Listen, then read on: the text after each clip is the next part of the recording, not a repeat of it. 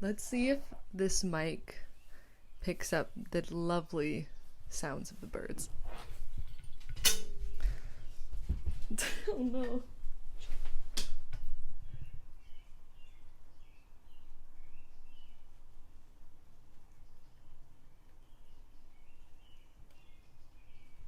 I love that. I love that. Okay.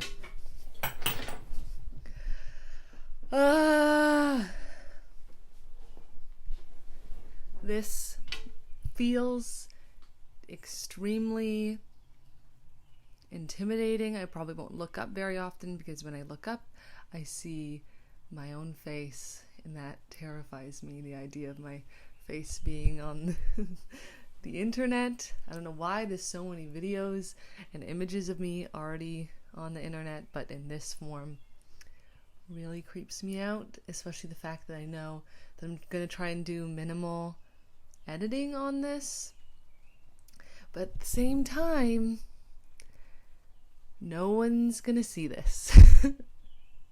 I'm realizing that the internet is this vast, giant space, and if I were to choose to create on it, it does not necessarily mean that I'm going to have suddenly all eyes on me. And that was like a big fear for me in terms of creating something. I just had this like irrational fear of hate comments and of people saying things or commenting on my life when I've never experienced that before in ever. Like I used to upload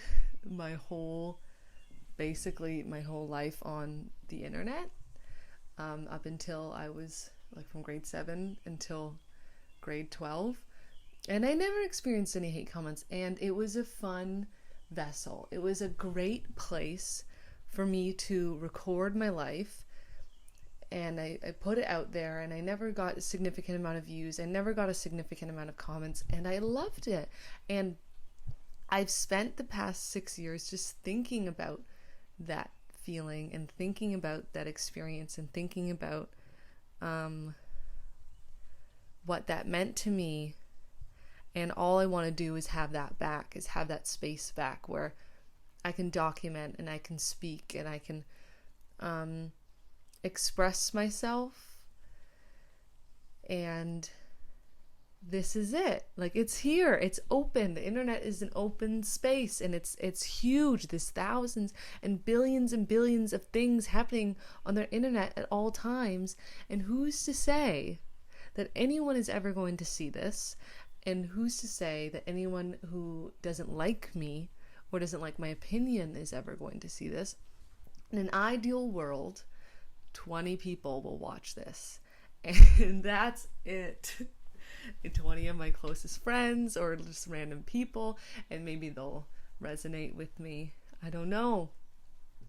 But I want to start uploading my thoughts, and I want to start having a space to speak and to share and to just show random shit. And it's here. It's here. I don't know. Also, this mic, sorry, I got sidetracked. Just 1 second. This mic I'm holding is, I don't know where it came from. I just suddenly found it in my house. And I know it's supposed to have like a cover on it. Sorry. Okay. I'm worried I sound crazy. I'm just going to voice that. I'm very worried that people will see this and assume I'm a crazy person. And there's something in that. The fact that I think me sharing my opinion will automatically make people judge me. That's why I go to therapy. My relationship with the internet, very strange. I'm still trying to figure out how I feel about the internet and how I feel about social media, just in general. I go back and forth with deleting all social media and having it, and I go back and forth between posting on social media constantly and then not. I want my experience for everything to come from the heart, and I don't want to fake anything. And I notice, like, the more I get involved with the internet, the more I get involved with the not real reality of it, the curation of it. I think as a perfectionist, it can be very enticing to have this place where you get to pick and choose what people see in your life, and you get to pick and choose what is said and what is kept in. It makes everything very confusing, and relationships with people very confusing, and perceiving other people's lives. You'll like see your friend on a trip and you're like, oh my gosh, they're having so much fun, and I'm so jealous that I can't be there. And then I'll call them a week later and I'll actually hear about how the trip went, and it's not the same. And also the influencer side of the internet, I'm slowly going through my Instagram followers and unfollowing anybody whose like literal job it is to just live like and make their life look as good as possible so they can sell me things. Like, that's mainly what lifestyle content is people get to a point where they're making enough money where they can sort of have everything in their life curated, and then these companies go, okay, now that your life looks desirable, we're going to pay you to advertise this product because that it becomes part of the desirable life. And I think that's kind of gross and disgusting, and I can't believe I fell for that for so long, and I didn't think about it that way for a long time. I was like, oh, they're just living these nice lives and everything looks good and perfect all the time, and their ads sometimes worked on me, and I didn't like that. And that's the part of the internet I don't like, and that's the part of the internet I'm having a hard time with, and I'm trying to wrap my head around, and I'm trying to make a good and healthy relationship with social media, and I don't know if that's possible because it's made to make you addicted, it's made to draw you in, and I'm trying to figure out, like, how do I have a relationship on the internet with people that's authentic so that, like, my friends and family, like, actually see what I'm doing and see me, and how do I just be real without downloading the Be Real app? Because I don't know, and then there's the photo dumps that have this like now this fakeness of authenticity where like people post enough random pictures to make it seem authentic, and like, is a picture ever authentic? Yeah, I'm a blip on this vast internet, so this all doesn't matter. And I find a lot of comfort in that, in knowing that and processing that.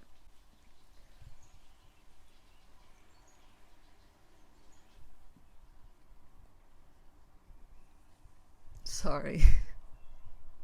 That was intense. That was a lot for me mentally to do that, to rant for that long.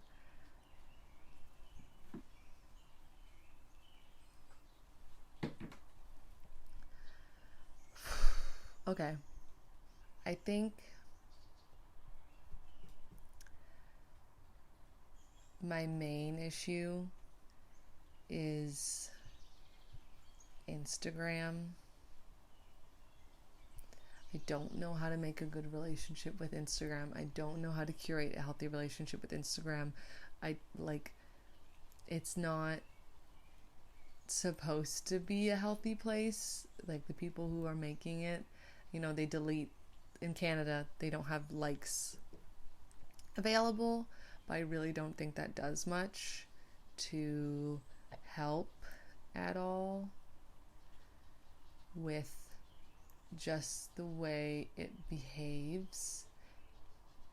I deleted Instagram for about a month in June. I didn't have it for an extremely long time, and it was so nice. I didn't have Instagram, I didn't have YouTube, I didn't have any streaming service on my phone.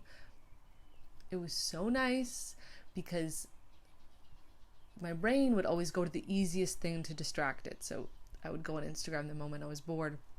But instead of going on Instagram, I had to find something else to do. And instead of going on YouTube, I had to find something else to do. And I started getting really back into reading and getting back into listening to music and getting in touch with myself. I signed up for hot yoga. Like, it's amazing what a social media detox will do.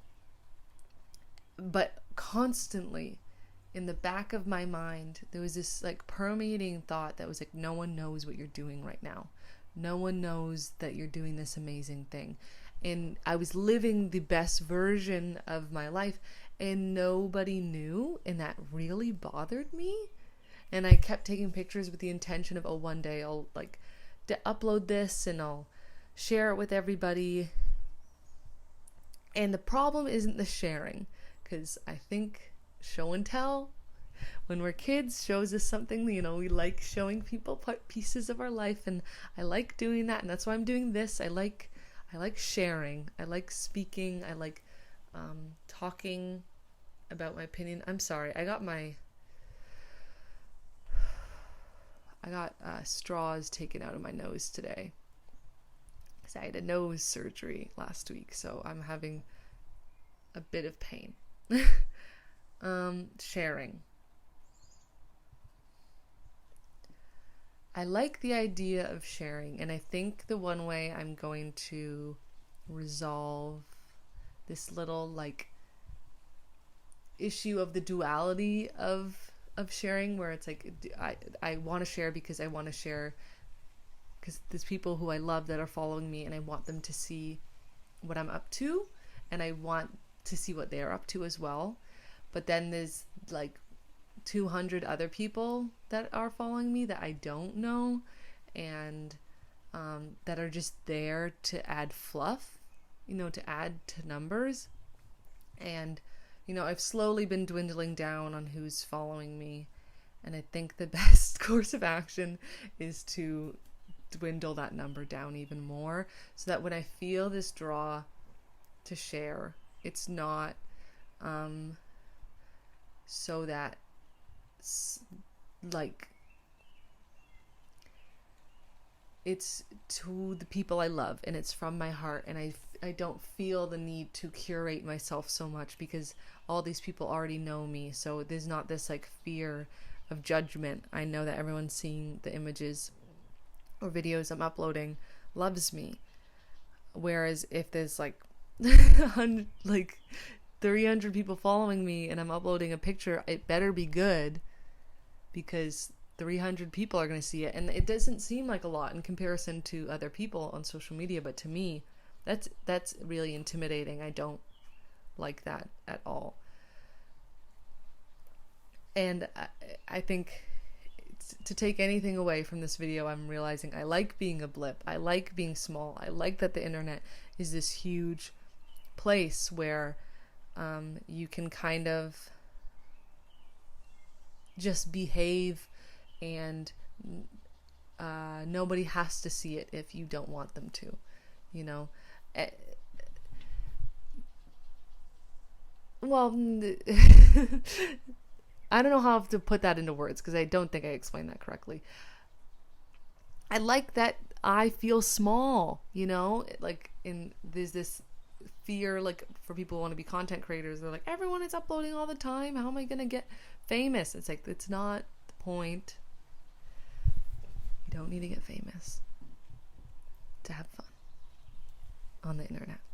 You can just be a little small blip, and that's totally fine, where 15 people see your video and 3 of them watch all of it, 1 of them watches all of it, and the rest of them click out.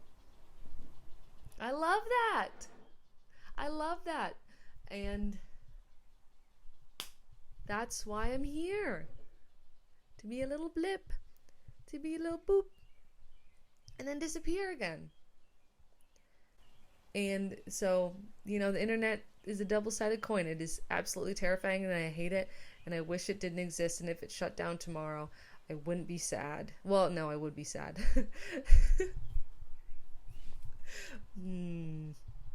But at the same time, it's a cool place where you can make friends and you can meet people and you can share stuff and you can create these little niche communities of like 100 people, and it can stay that way. And it, you know, it doesn't need to be this constantly growing bacteria that's like evil and killing everybody. It can be small and intimate. I don't see the internet as an intimate space, but it can be if you make it that way. And that's my goal. To slowly make my experience on social media more intimate and more connected, and less about numbers and less about this like validation, and just about having a space to share and having a space to share with people I love. And that is the end of that. I think that I'll end here. I did not realize I was talking for 17 minutes. Okay, bye!